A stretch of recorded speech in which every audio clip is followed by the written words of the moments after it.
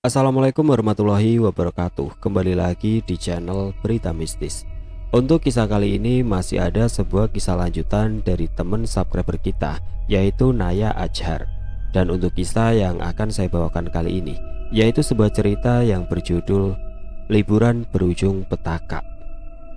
Sebelum kita lanjut ke ceritanya, tekan dulu tombol like video ini dan jangan lupa tekan juga tombol subscribe channel ini dan nyalakan juga lonceng notifikasinya agar tidak ketinggalan cerita-cerita baru dari channel ini. Dan seperti apa untuk kelanjutan kisah ini? Langsung saja kita simak berikut ini.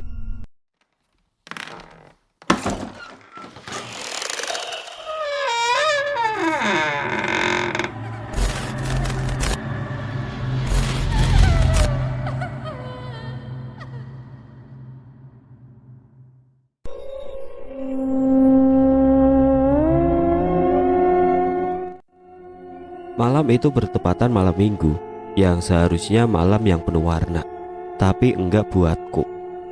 Malam penuh ujian, cobaan dan kesabaran. Bermacam masalah datang bertubi-tubi seakan diri ini enggak dikasih untuk bernafas. Di malam itu bos menyuruh kita berdua untuk menyelesaikan tugas yang tersisa.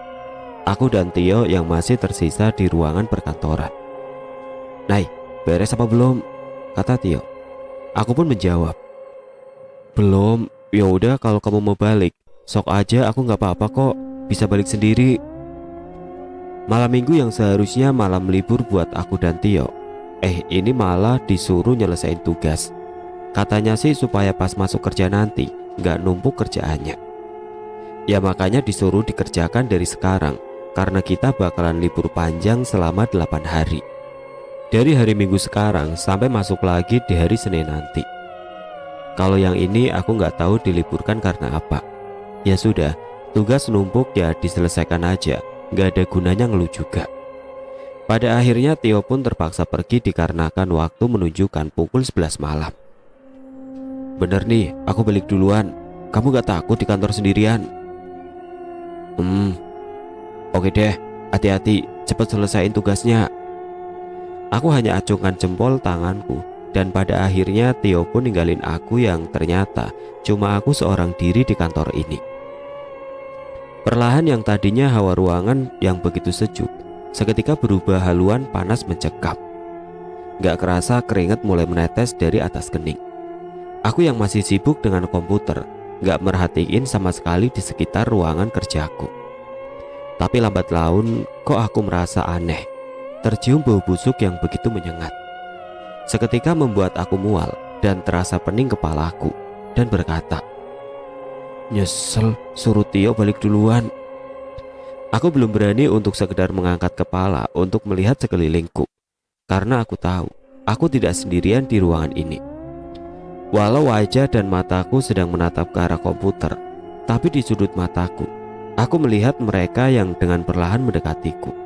Dan aku pun bergumam, "Wah Sem, masa aku mau dikeroyok sih? Duh, aku cuma sendirian lagi." Tugas dari si bos masih numpuk, gimana nih? Aku hanya bisa menggerutu. Aku hanya bisa menggaruk kepala yang emang sih belum keramas, jadi emang gatal beneran. Bau busuk itu makin menyengat di saat mereka makin mendekat dengan posisiku sekarang. Gila, masa satu gadis lawan satu RT demit sih? Yang bener saja, mentang-mentang mereka tahu kalau aku emang sendirian. Aku cuma bisa pasrah, mau lari juga percuma, karena posisiku saat ini sedang dikelilingi banyak makhluk. Apa sih mau mereka? Padahal aku nggak lagi datang bulan juga. Duh, yang aku rasakan, kepala semakin berdenyut, keringat makin deras menetes. Benturan energi yang sangat menguras tenagaku. Duh, komplit banget penderitaanku di hari ini. Sudah dicaci maki sama istri bos, dituduh aku pelakor. Padahal bukan aku, si bosnya aja gak ada akhlak, selalu cari kesempatan dalam kesempitan, cari alasan soal kerjaan, ujung-ujungnya cuma ngajak makan di luar. Sudah modelan rambut kayak cepak mangkok, bikin merinding. Kayak gak ada yang lain aja, dunia ini luas, cowok ganteng juga banyak. Di saat situasi kayak gini juga masih bisa ngomel. Sekarang aku mau dikeroyok massal sama demit lagi. Sempurna sudah, aku hanya bisa tarik nafas. walau terasa bau busuk. Dalam jarak 2 meter lagi, samar-samar aku mendengar auman harimau yang lambat laun makin menggema di setiap penjuru ruangan. Sampai-sampai jendela kaca pun bergetar dibuatnya. Setelah aku tahu siapa yang datang, baru aku bisa bernapas lega mengangkat kepalaku dengan tegap, enggak menunduk lagi. Aku tahu siapa yang datang membantuku, Raden Abbas Sanjaya. Seketika makhluk itu bubar dan secara perlahan bau busuk pun hilang, berubah menjadi wangi bunga setaman dan suhu di ruangan sudah kembali normal. Raden Abbas Sanjaya, gemamku. Dia pun mengubah dirinya menjadi manusia yang ya 11-12 lah sama Bayu Aji. Assalamualaikum Kanaya. Waalaikumsalam Raden. Ada apa Raden menemui saya? Cuman mau memberikan ini kepadamu. Apa ini Raden? Simpan saja. Nanti kalau sudah waktunya, kau bakal tahu benda apa itu. Ada satu yang harus aku ingatkan. Soal apa? Berhati-hatilah jika mau berlibur ke villa temanmu itu. Di sana tidak aman. Apa? Liburan? Kapan? Sama siapa? Itulah sederetan pertanyaanku, karena sungguh aku tidak mengetahui sama sekali. Aku datang untuk memperingatimu saja. Suruh teman-temanmu jaga adab, jaga ucapan, jaga perilaku. Jangan biarkan teman-temanmu masuk ke kebun belakang yang berada di villa itu. Di sana ada gerbang, di mana gerbang itu menghubungkan alam manusia dan alam siluman. Tunggu, maksudnya apa? Kok aku malah bingung? Emangnya aku akan diajak liburan sama mereka ke villa? Dan aku pun berpikir sejenak. Villa siapa? Apa jangan-jangan villanya keluarga Kevin?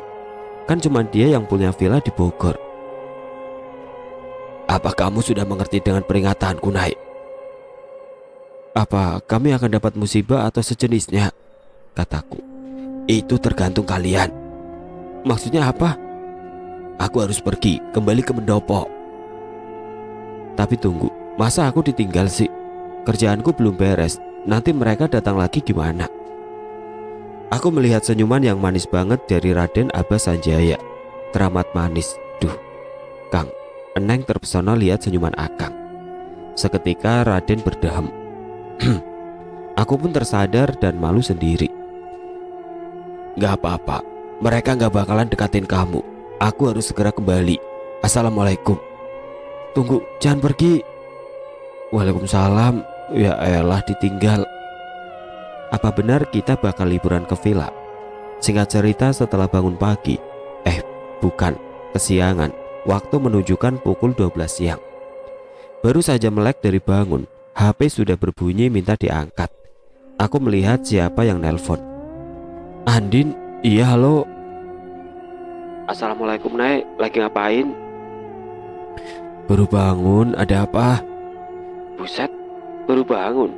Jam berapa ini? Iya tahu kesiangan, malam lembur kerja. Temen ngajak ngumpul di tempat biasa. Ngumpul di mana? Di kafe. Kapan? Ntar sore jam 4, datang ya. Emang ada apa disuruh kumpul dadakan? Gak tahu sih, kita disuruh kumpul aja sama si Kevin. Gak tahu mau ngapain. Apaan? Si Kevin? Apa jangan-jangan... Apa-apanya Nay? Kok ngomongnya gak diterusin? Palingan ngajak liburan.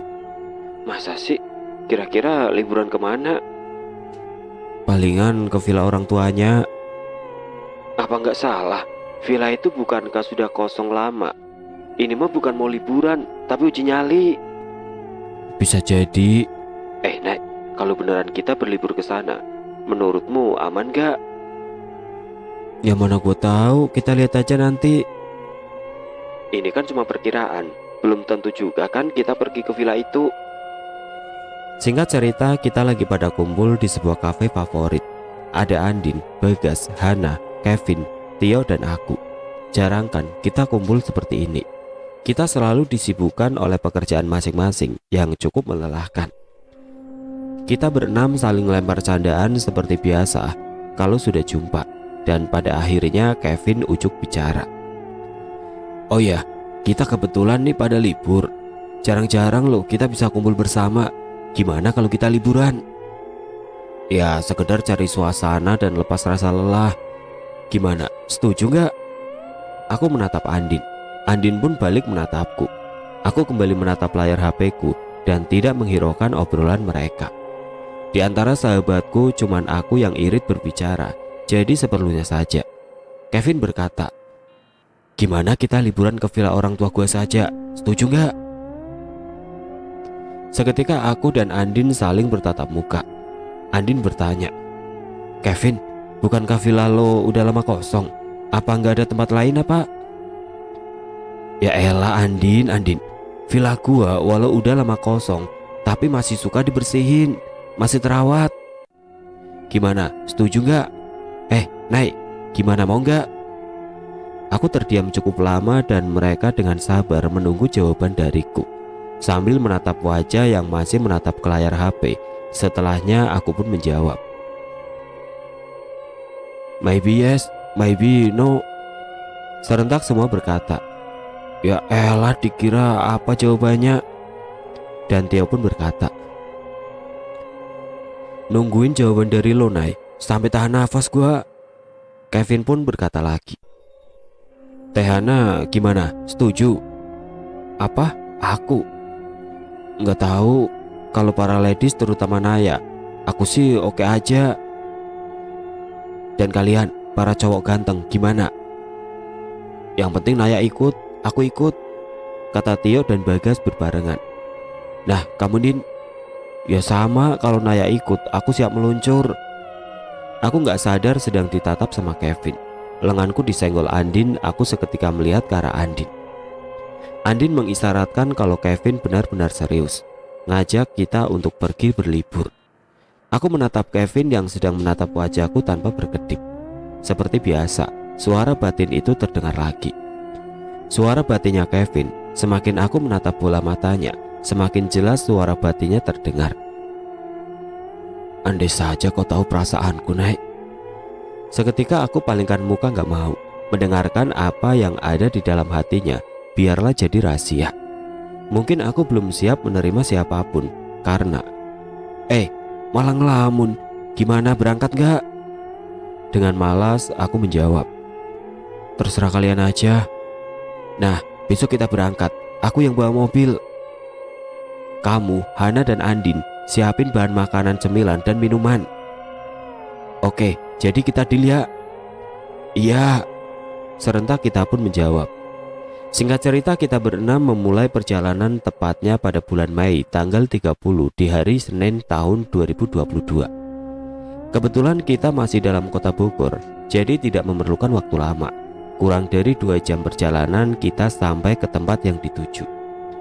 Kita berempat tertidur pulas di dalam mobil dikarenakan anti perjalanan jauh. Setelah terbangun, aku terdiam terpaku melihat villa yang berada di depan mataku. Villa yang cukup besar, modelan zaman Belanda. Serentak tubuhku terbujur kaku, seakan ada yang mengunci pergerakanku. Mengerikan, energi nyasar dari mana ini? Sampai-sampai badanku susah bergerak. Duh, kok cuman aku yang ada di dalam mobil? Minta tolong sama siapa? Suara juga tercekat. Sungguh di luar dugaan, sambutan yang begitu ramah terhadapku. Apa sih maunya mereka? Belum kenal udah sok kenal. Ya Allah, lindungi hambamu ini. Aku mencoba menenangkan diri sambil bersikir dalam hati. Terus dan terus aku berharap ikatan gaib di badanku bisa terlepas. Tidak lama kemudian, tali gaib yang mengikat badanku perlahan mulai melepaskan ikatannya. Setelah terlepas, aku mencoba menghirup udara sebanyak-banyaknya. Karena yang aku rasakan teramat sesak, dan Tehana menghampiri aku yang masih di dalam mobil. Nay, kamu baik-baik saja kan?" "Iya Teh, gak apa-apa kok," dengan suara yang parau. "Kanaya, bener kau gak apa-apa?" "Boleh gak Naya minta air minum Teh?" "Bentar, Teteh ambilin dulu." Setelah semuanya pulih ke kondisi semula, aku berusaha turun dari dalam mobil. Tehana memberikan aku air botol berukuran sedang. Seketika aku meminumnya dengan sangat rakus sampai tidak tersisa. "Nay, apaan Teh? Jujur sama Teteh, Kamu gak dikerjain sama mereka yang tidak kasat mata kan? Kamu harus jujur kalau di sini bakalan aman gak bikin kita celaka. Us, diem Tej, jaga mulutmu, perbanyak aja zikir, dan jangan lupa selalu mengingat Sang Maha Pencipta, biar kita selalu dijaga dan dilindunginya. Iya Nay, ngomong si muda, ini tetes dari tadi, perasaan gak enak loh. Apalagi lihat muka pucatmu itu, pasti kamu dapat sambutan dari mereka. Aku terdiam tidak menimpali ucapan Tehana. Aku mulai melangkahkan kaki menelusuri tiap pelataran depan villa. Villa ini cuma satu bangunan berdiri kokoh dan bangunan lain teramat jauh jaraknya. Aku mencoba mengelilingi sekitaran villa. Ada kolam renang di samping villa. Pohon cemara yang tinggi menjulang. Ada satu pohon yang membuat aku nggak merasa nyaman. Pohon beringin yang cukup besar. Ada satu sosok di sana yang sedang menatapku. Tete Kunti yang bajunya sudah ada warna merahnya, enggak putih lagi. Mungkin aku pikir itu tempat dia. Dia menatapku tidak suka, dan aku menatap ke bagian atas pohon beringin itu. Ternyata tidak ditempati satu sosok saja, melainkan banyak sosok. Kalau diperumpamakan, pohon ini seperti kontrakan. Tapi salut, mereka bisa akur walau beda rupa dan kasta. Ya maksudnya beda kekuatan energinya. Aku rasa mereka masih di dalam kontrakan. Soalnya mereka masih belum bisa melangkah keluar dari pohon tersebut. Mereka cuma bisa memantau kita dari dalam pohon saja. Kalau pas malam kayak gimana? Duh, gak kebayang. Di sore hari saja sudah sangat jelas penampakan mereka. Cuma hanya terhalang dimensi tipis saja. Aku gak berani mendekat. Karena kalau kita mendekat ke tempat kekuasaan mereka, yang ada nanti kita dapat masalah karena masuk tanpa permisi. Aku melangkahkan kaki ke belakang villa. Perasaan yang gamang, energi yang kuat, aura hitam pekat. Ternyata benar yang dikatakan Raden Abbas Sanjaya. Kalau di sana ada portal gaibnya, di mana mereka bisa masuk dan keluar semaunya. Ya Allah, apa aku nggak salah mengambil keputusan untuk berlibur ke sini? Ini mah bukan liburan, melainkan masuk ke kandang demit. Sama dengan mengantarkan nyawa yang siap untuk dieksekusi. Cuma tinggal nunggu waktunya saja. Karena aku belum tahu apa yang berada di dalam sana, kerajaan demitkah atau cuma yang sering aku lihat. Tiba-tiba aku dikagetkan dengan sentuhan di pundakku. Aku terjingkat karena kaget. Astagfirullah Kevin, bisa gak sih gak ngagetin? Ya sewot, dipanggil gak ada respon. Ya udah aku samperin aja.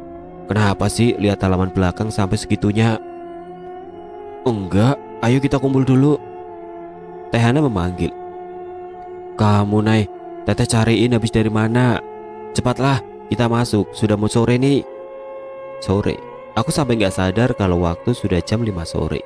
Ya Allah, perasaanku semakin tidak menentu. Apa yang bakal terjadi malam ini? Sebelum aku melangkahkan kaki ke dalam villa, aku berdoa meminta perlindungan. Semoga dijauhkan dari berbagai gangguan. Walau gak yakin, untuk malam ini aku rasa bakal sulit. Sebuah kejutan untukku, percaya gak percaya. Satu ruangan ada 3 sosok yang sedang memperhatikan kami semua. Mereka sadar kalau aku bisa melihat mereka. Tidak terasa keringat dingin mengucur dari keningku. Lagi-lagi aku dikagetkan oleh Tio. Nay, kenapa sih dengan mukamu itu? Nggak mengenakan banget dilihatnya. Ekspresimu mengisyaratkan sesuatu. Jangan bilang kalau lo... Us, diam, jangan ngomong sembarangan. Ingatkan apa yang kita bicarakan sebelum berangkat. Iya, masih ingat. Jaga kesopanan, jaga bicara, jaga hatiku untukmu. Idih, ini bukan waktunya bercanda tahu. Ya elah Nay, diajak serius kok nggak mau, diajak bercanda juga nggak mau. Serba salah ngadepin lu mah. Untung kau cantik Nay, gemesin pula. Mau aku tampol. Seketika Tio pergi meninggalkan aku di ruangan bersama mereka yang tidak kasat mata, sembari menjulurkan lidahnya. Aku lihat mereka cuma terdiam mematung di tiap sudut ruangan. Aku berjalan menuju tangga dan aku melihat lagi sosok anak kecil yang mukanya hancur sebelah di bawah tangga. Aku gak jadi naik ke atas Aku terus menelusuri tiap sudut villa ini, sampai ke tempat di mana aku melihat nenek-nenek bungkuk. Dengan lengan panjang menjuntai, nenek itu sedang duduk di atas lemari yang ukurannya lumayan besar. Mungkin ini kontrakannya si nenek kali, gumamku. Naya, kenapa masih di situ? Kita ke atas yuk. Anak yang lain pada kemana? Pada keliling lihat situasi villa. Gawat teh, Naya boleh minta tolong. Soal apa? Aku terdiam sejenak karena aku melihat kilasan yang bakal terjadi kepada Bagas. Bagas di mana teh? Oh, dia lagi nyantai tuh di pinggir kolam, dekat pohon beringin. Ya iya, dekat pohon, kata Teh Hana. Emang kenapa sih Nay? Jangan bikin khawatir deh. Suruh dia jauhin pohon itu. Jika ada orang tidak dikenal menghampiri dia, jangan diladeni, lebih baik menjauh. Apalagi kalau perempuan, karena bisa jadi dia bukan manusia. Ah, yang bener Nay. Udah cepet sana. Jadi Teteh harus ngapain? Ingetin saja dulu. Ya udah, Teteh susul si Bagas dulu. Aku lanjut dengan niat awalku untuk menelusuri lorong memanjang yang menuju ke dapur. Aku menuju ke arah dapur dan aku harus melewati nenek itu yang masih nangkring di atas lemari. Aku tidak lupa bilang, "Permisi Nek." Nenek itu cuma menatapku dengan mata yang pupilnya berwarna putih semua. Sesampainya di dapur, subhanallah, itu kata-kata yang pantas aku ucapkan. Karena di dapur lebih banyak sosok yang berseliweran. Berbagai perwujudan ada di sini semua. Serentak aku dikagetkan lagi dengan tepukan di bahuku. Innalillahi. Ya Allah, Andin bisa nggak? Dia malah cengengesan, langsung menelan ucapanku. Enggak. Sambil mencubit pipiku dan melangkah pergi ke kamar mandi yang berada di dapur tersebut. Pada saat Andin membuka pintu kamar mandi, sekelebatan aku melihat sosok hitam berbulu. Ya Allah, aku baru tersadar. Aku bergegas mengetok pintu kamar mandi dan mencoba memanggil Andin. Andin, kamu gak apa-apa kan di dalam? Iya bentar, tanggung nih belum kelar. Cepet Din, kalau bisa cepet keluar. Ikan ayah bentar dulu nanggung, baru nyampe di ujung nih. Tuh kampret emang, gumamku. Semoga saja dia gak diganggu sosok yang berada di kamar mandi itu. Jam menunjukkan jam 6 kurang 5 menit, tapi gak ada suara berkumandang azan. Aku mencoba menengok pintu kamar mandi. Tok tok tok. Andin, apa kamu sudah selesai Andin?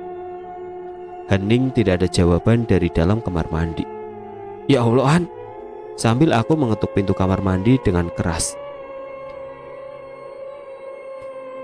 Masih hening, terpaksa aku dobrak pintu itu sampai terbuka lebar. Dan apa yang aku lihat, astagfirullahaladzim. Andin, teriakku. Tidak mungkin, Andin sedang dipeluk oleh sosok gendruwo. Berbulu lebat berwarna hitam, bermata merah, bertaring tajam dan air liurnya tidak henti menetes. Aku tercekat kalau Andin tidak sadarkan diri. Dia terkulai lemas di pangkuan sosok gendruwo. Lepaskan temanku, teriakku. Sosok itu hanya menyeringai, memperlihatkan taring tajamnya kepadaku. Dan tiba-tiba aku mendengar derap langkah di belakangku. Ada suara yang memanggil namaku. Nay, tolong si Ba. Suara itu terhenti. Nay, apa itu si Andin? Ternyata Kevin pun melihat sosok yang masih saja merangkul si Andin. Pandanganku tetap ke arah sosok itu. Si Bagas kenapa? Aku pun bertanya.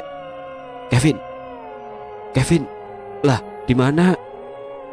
Tidak ada jawaban dari arah belakang. Apa aku harus menoleh ke belakang sedangkan aku gak mau kehilangan jejak sosok di depanku? Aku merasakan sosok-sosok yang berada di dapur semakin mendekat. Tidak ada pilihan, aku terkejut. Aku lengah, sosok gendruwo telah membawa Andin pergi. Aku pun berbalik ke belakang. Mereka sudah menantiku. Tapi kemana Kevin? Aku melihat berbagai sosok dengan banyak rupa yang berbeda sedang mengelilingiku. Aku terkepung. Bismillah, pasti aku bisa. Kalau dibiarkan Andin dalam bahaya. Aku harus segera mencarinya. Aku gak mau terjadi pada temanku. Yang aku tahu, sosok genderuwo sosok yang teramat mesum. Sebelum aku melangkah, sekelebat cahaya putih menerjang sosok-sosok yang mengelilingiku. Seketika mereka terpental. Cahaya putih itu menampakkan dirinya kepadaku. Aku mengenalnya.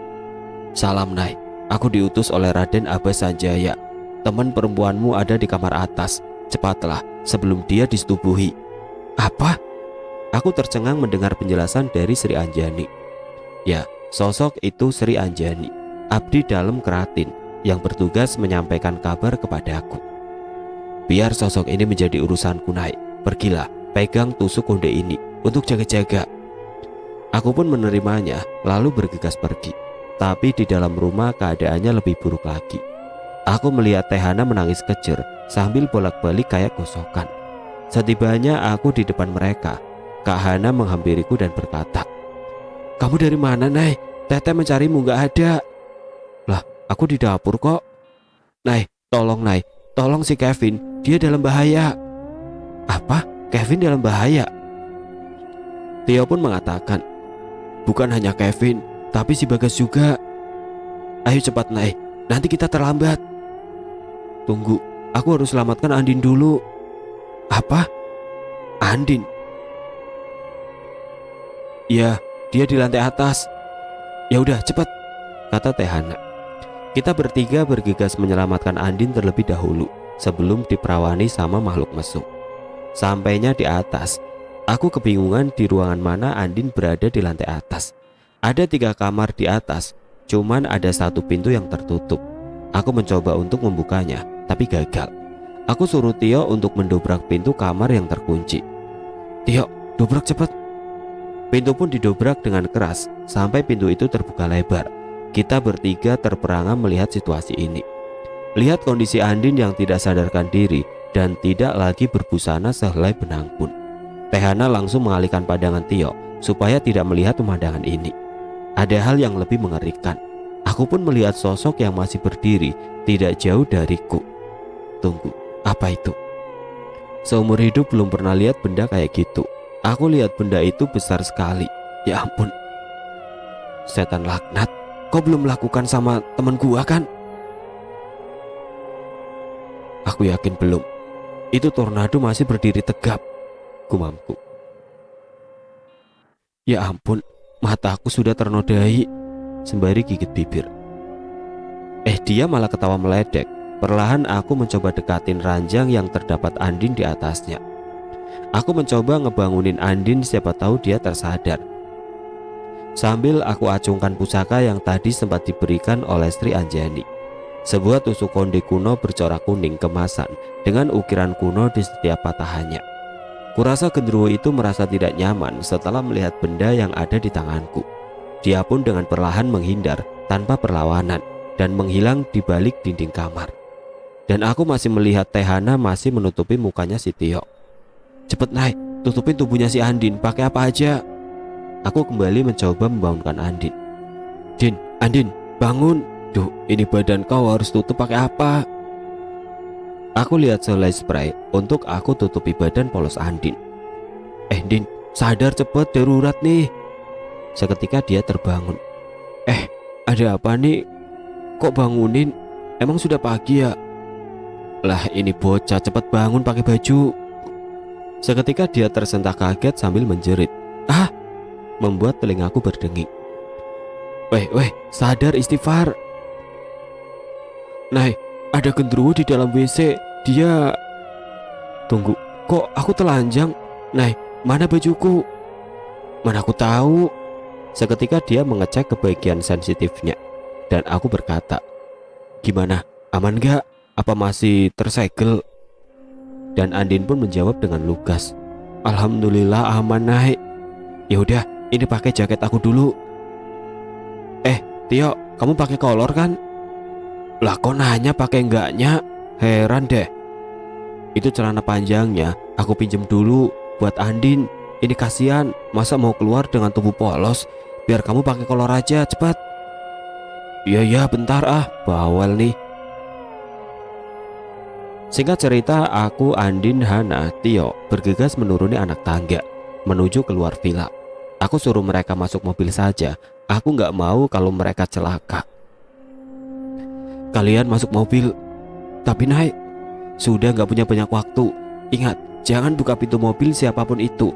Bila ada yang menyerupai aku atau teman yang lain, jangan dibuka sebelum berucap salam. Ngerti? Jangan dibuka. Nay, aku ikut, kata Tio. Gak usah, lebih baik Tio jaga Andin dan Tehana. Mereka lebih butuh kamu. Ingat pesanku. Oke, hati-hati Nay. Sebelum aku pergi meninggalkan mereka di dalam mobil, aku coba menancapkan tusuk konde ini di tanah dekat mobil.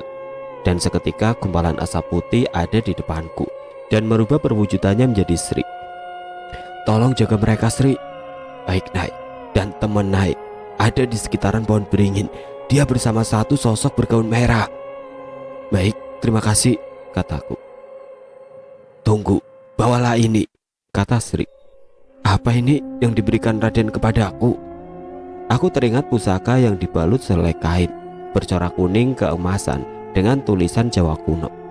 Setelah beres berurusan dengan Kunti itu, bergegaslah ke halaman belakang.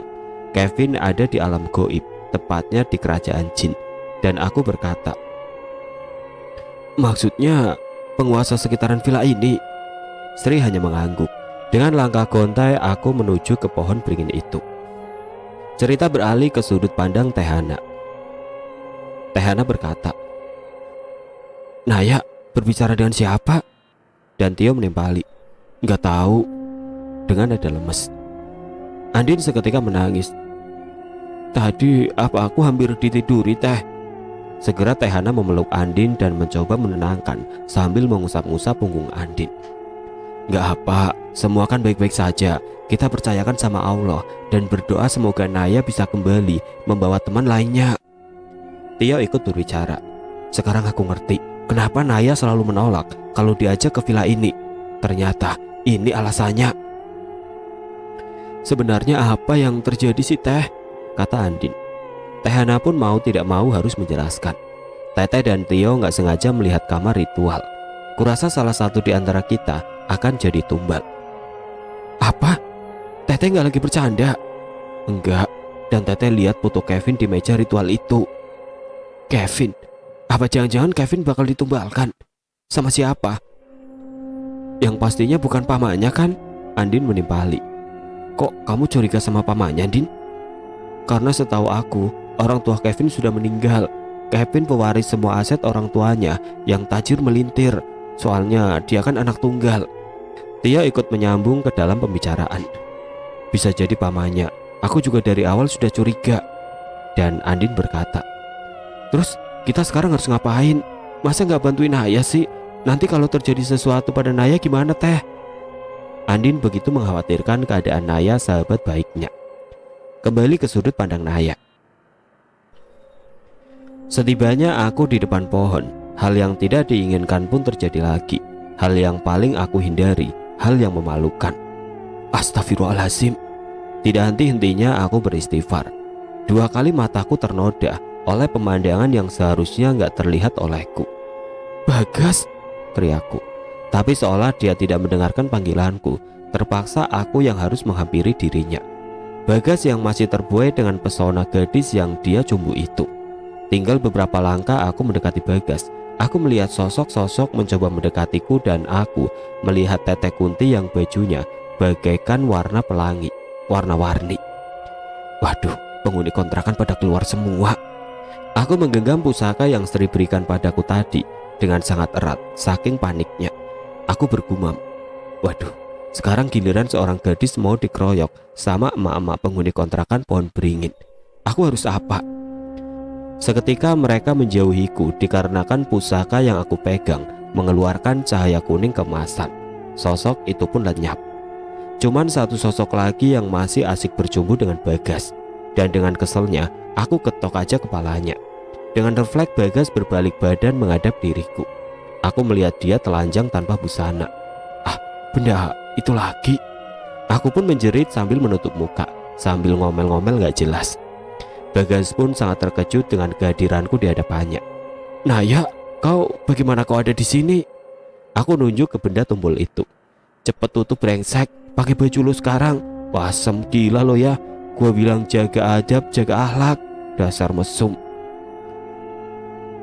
Aku gak sadar aku meluapkan emosi terhadap temanku, dan dia pun terdiam malu atas apa yang sudah dia lakukan.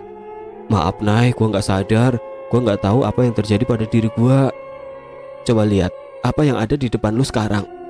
Bagas dengan keraguannya itu dengan perlahan menoleh ke tempat yang Naya tunjuk. Seketika terkulai lemas dan jatuh terduduk tidak berdaya dan berkata, Enggak mungkin itu. Enggak benar kan Nay? Pohon tadi yang aku lihat sebuah rumah dan aku di kamar lagi sama cewek cantik. Apa? Apa kamu bilang cewek cantik? Tuh tengok cewek cantik. Bagas pun melihat penampakan makhluk yang tadi bersamanya. Dari awal melihat wanita cantik, lambat laun berubah menyeramkan. Sosok kuntilanak bergaun merah berwajah hancur, hampir tidak berbentuk, penuh koreng dan bernanah, dan belatung pun berjatuhan. Bau busuk seketika menguap tercium oleh hidungku. Seketika aku ngerasa mual dan aku lihat Bagas yang tidak bergerak dengan posisi yang masih menatap sosok itu. Bagas, sadar. Aku melihat Bagas yang masih dengan keadaan mematung, dan aku punya ide untuk segera menyadarkannya. Mungkin ini sedikit sadis. Duh, segitunya sampai lupa berkedip. Yang laki terpesona dengan penampakan yang aduhai, menyebalkan. Maaf ya Bagas, aku terpaksa. Seketika aku layangkan tamparan keras di pipi putihnya. Seketika dia menjerit sambil memegang pipi yang sudah merah. Gimana? Enak? Mau lagi? Jangan-jangan udah cukup.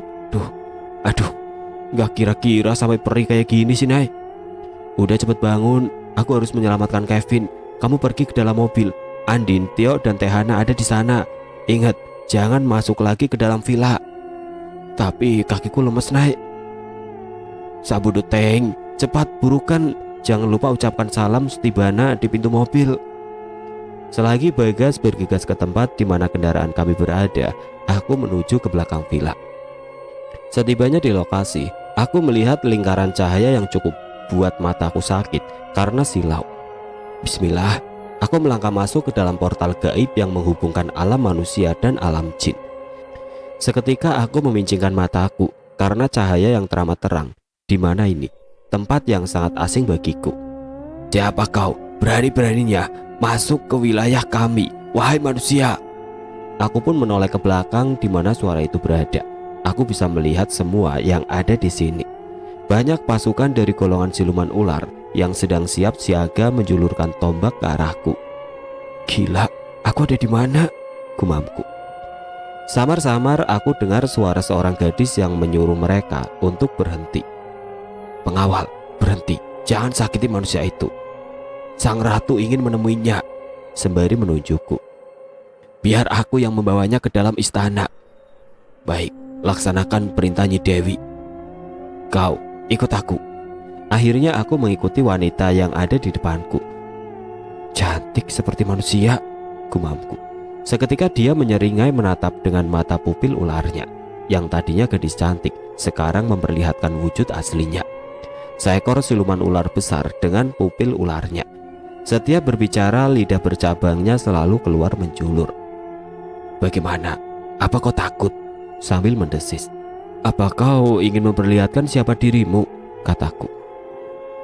Lebih baik bawa aku menghadap ratumu, ngerti? Kau.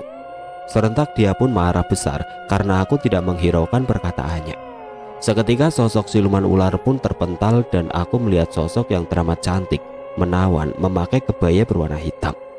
Memperhatikan lekuk tubuh yang sangat indah, dihiasi berbagai perhiasan dan mahkota kekuasaan. Di lengannya memegang sebuah tombak trisula bercorak kemasan dan berkata, kurang ajar, kau mau cari mati? Bukannya kau kuperintahkan untuk membawanya ke hadapanku? Ampuni ratu, ampun. Pergi. Baik ratuku. Dan kau, wahai manusia, apa yang kau bawa untuk aku tukarkan dengan nyawa temanmu? Harus kau ingat, nyawa temanmu sangatlah berharga. Kau harus menukar nyawanya dengan 1000 nyawa lainnya. Sembari tertawa terbahak-bahak. Apa yang kubawa? Apa? Jangan pura-pura bodoh. Ceh. Tiba-tiba angin kencang menerjang berputar di sekitaranku. Seketika angin itu pun berhenti dan aku melihat orang yang aku kenal ada di sampingku. Eyang Raksa, Ki Guntur, Bayu Aji, Rahayu, Sri Anjani, Ki Macan Kumbang, Raden Abbas Sanjaya, dan pasukan lainnya. Kenapa kalian ada di sini? Shh, diam. Ayu menyuruhku untuk diam, dan aku pun menurutinya. Kalian rupanya. Ada perlu apa kalian hadir di istanaku, Ki Raksa? Itu tidak perlu kau tahu nih. Di mana anak pemuda yang kau tahan? Rupanya kau kemari mau mengambil mangsaku, Ki Raksa. Kenapa kau membantu manusia lemah itu, Ki? Rupanya kau meremehkan keturunanku, Ni. Apa? Keturunan manusia lemah? Kalau boleh tahu, terah keberapa, Ki? Ke-9. Keturunan Kiai Abi Bayung Ajar. Jangan bilang kau tidak tahu Nyi Darsi. Kurang ajar, jangan panggil namaku, Ki. Asal kau tahu, ini wilayahku. Rupanya kau tersinggung dengan namamu sendiri. Jika kau terus pada pendirianmu, Ni, aku yang akan melawanmu di peperangan. Apa? Lagi? Perang lagi? Duh Gusti, jangan sampai perang lagi, gumamku. Lebih baik kau serahkan pemuda itu, Nimas. Dan secara tiba-tiba ada suara dibarengi perwujudan sosok pria di samping ratu itu. Entah siapa pria itu, mungkin pasangannya kali. Kau, Denmas, kenapa kau di sini? Dan kenapa kau di pihak mereka? Aku tidak memihak siapapun. Lalu kenapa Kang Mas memintaku? Cukup. Kanaya hanya ingin temannya selamat. Bebaskan saja. Apa Nimas tidak melihat apa yang Kanaya pegang? Seketika pandangan sang ratu mengarah ke benda yang ada di tanganku. Bukankah itu pasukan dari kerajaan kuno? Tidak ada yang bisa menggunakan kekuatan pusaka itu kalau bukan dari keturunan raja sendiri. Benar Nimas, kau sudah tahu apa yang bakal terjadi pada kerajaanmu jika kau terus pada pendirianmu. Maksudmu, dia keturunan dari kerajaan kuno itu? Tidak mungkin. Kenapa tidak mungkin? Tiada seorang pun atau makhluk yang dapat memegang pusaka itu. Seperti yang kau tahu, pusaka itu menyerap energi dari kita, tapi bisa memberi energi untuk si pemiliknya. Lama sang ratu terdiam. Baiklah, Dayang, bawa pemuda itu. Baik Ratu. Beberapa saat kemudian kedua Dayang itu pun membawa Kevin ke hadapanku dan terjatuh di pelukanku. Kevin? Aku mencoba memanggil sembari menepuk pipinya tapi gak berhasil. Kevin terlalu lemah untuk merespon. Bayu, bantu aku, perintahku kepada Bayu Aji. Singkat cerita, setelah kami semua keluar dari dimensi alam lelembut, ternyata hari sudah pagi. Bagaimana kabar teman yang lain? Aisyah, apa kau mendengarku? Raden barusan memanggil apa? Aisyah, jangan kau kesel sama dirimu sendiri. Enggak kok. Oh ya, ini gimana? Masa terus pingsan kayak gini? Dia sebentar lagi bakal bangun. Kami harus pergi. Tunggu, pusaka ini, kataku. Aku ambil kembali, kata Raden Abbas. Bila sudah saatnya pusaka ini akan kembali padamu, Ai. Aku masih gak habis pikir dengan asal usulku. Sudah, jangan terlalu dipikirkan. Teman-teman pun lagi menunggumu. Kami mohon undur diri. Tunggu Sri. Iya, ada apa Naik manggil Sri? Lah, kok panggil Naik disuruh siapa? Itu disuruh Raden. Katanya biar kelihatan sopan saja. Oh ya udah, kau boleh pergi. Sri pamit dulu. Assalamualaikum. Waalaikumsalam. Sekejap mata keheningan aku rasa. Aku menghirup udara segar sungguh sejuk. Singkat waktu, alhamdulillah kita pulang dengan selamat, gak kurang suatu apapun. Dan Kevin sudah mengetahui kalau pamannya, dia ingin menumbalkan dirinya hanya demi harta semata. Dan 2 minggu setelah kejadian, pamannya Kevin mengalami kecelakaan dan mati di tempat. Ya, tragis memang, tapi itulah bayaran yang harus didapatkan.